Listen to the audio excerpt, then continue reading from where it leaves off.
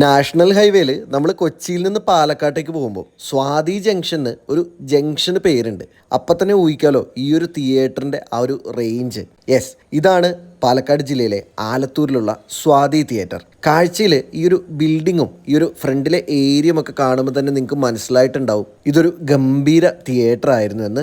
നമുക്ക് ലഭ്യമായ വിവരങ്ങൾ ശരിയാണെങ്കിൽ ഈ ഒരു തിയേറ്റർ 1958 തുടങ്ങിയത്.